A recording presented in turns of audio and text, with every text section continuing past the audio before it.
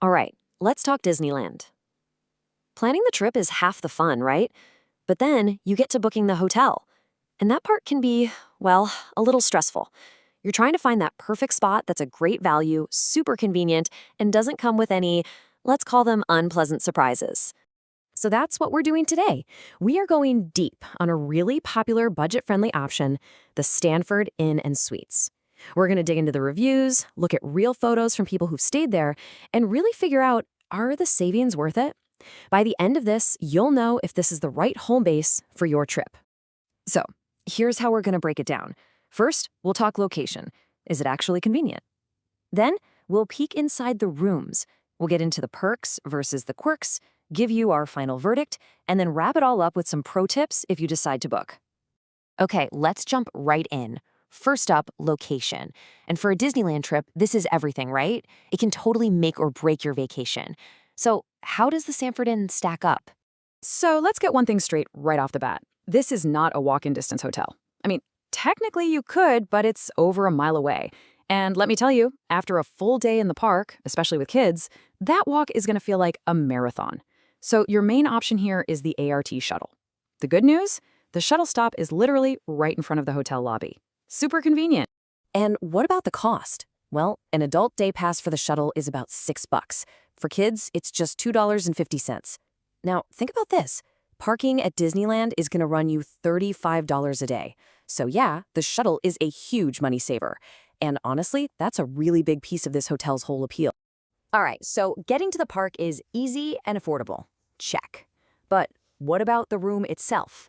You know, the place you're supposed to recover after walking 10 miles through the park?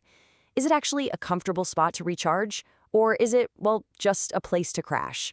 Let's find out. Okay, so this right here, this basically tells the whole story of this hotel. On the left, that's the professional marketing photo. Looks pretty good, right? Polished. Now look at the right. That's a photo from someone who actually stayed there. And look, it's not awful, but it definitely helps you set some more realistic expectations. This isn't the Grand Californian, you know, it's a functional space. So when you dive into the good reviews, a few key things keep popping up. People consistently say the beds are big and comfy, which, let's be honest, is absolutely crucial after a park day. You also get the essentials, a microwave and a mini fridge. And they have daily housekeeping, which is kind of becoming a rare perk these days. Oh, and for families, the suites with bunk beds, a total game changer. But then you have the other side of the coin, and I just had to share this quote because, wow, it's so specific and it really captures the vibe of the negative reviews.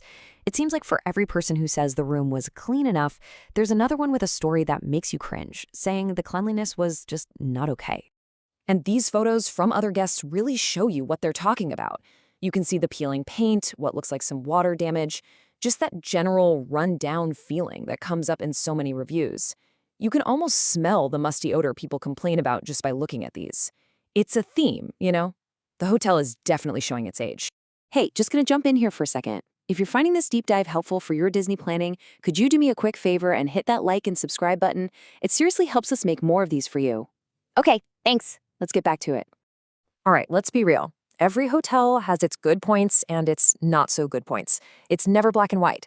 So for this next part, we're gonna lay it all out. The perks that get people to book, and the quirks you absolutely need to know about before you do.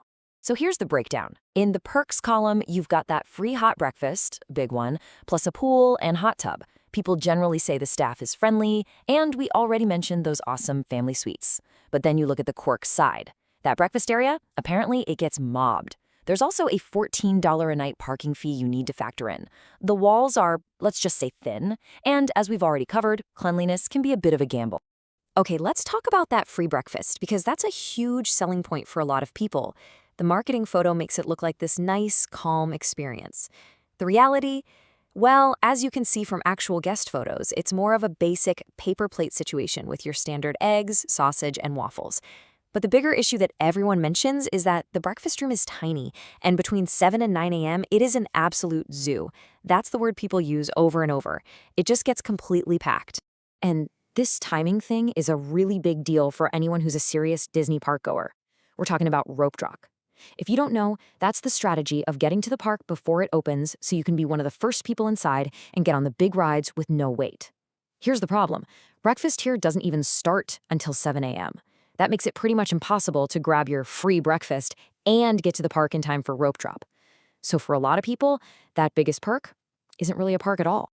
And then there's the noise. This is another thing that comes up in reviews again and again and again.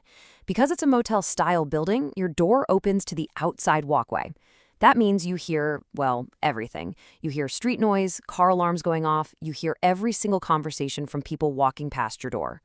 One person summed it up perfectly. If you're a light sleeper, just bring earplugs, period. All right, so we've covered the location, the rooms, the perks, the quirks. We've seen the good, the bad, and yes, even the toenail clippings. So it's time to bring it all home. What's the final verdict on the Stanford Inn Suites? So who is this hotel for? The Stanford Inn is going to be a great fit if you are 100% focused on your budget. If your motto for the trip is, we just need a clean enough place to sleep and shower, this could be for you. It's a particularly good option for families who need those bunk beds, but don't want to pay the Disney resort prices. And of course, you've got to be cool with taking the shuttle every day. Now, who should probably skip this one? Well, if you're a light sleeper, I'd seriously think twice. If the thought of rolling the dice on cleanliness or staying in a room that feels a bit worn out gives you anxiety, maybe look elsewhere. And like we said, if your heart is set on walking to the parks or being there for rope drop every morning, the logistics here just aren't going to be on your side. Okay, so let's say you've heard all this and you're thinking, you know what? For the price, that works for me. Awesome. To wrap this up, let's go over a few pro tips, all pulled from people who've actually stayed there just to make your trip that much better. Number 1, pack earplugs. Seriously, just put them in your bag right now. Don't even think about it. Number 2, have a breakfast strategy. Either hit it the second it opens at 7 or slide in right before it closes at 9. Otherwise, just plan on grabbing a granola bar on your rope drop days. Third, download the shuttle app. It's called Away We Go before your trip. You can buy all your tickets in advance. And last, but maybe most importantly, set your expectations correctly. Remember, this is a budget motel. It's your launch pad to Disneyland, not a luxury resort. And really, it all boils down to this one simple question for your trip. Is saving the money worth sacrificing a little bit of peace, quiet, and polish? That's the trade-off. There's no right or wrong answer. It's totally up to you. But hopefully now you've got all the info you need to make the perfect choice for your vacation. Thanks for tuning in.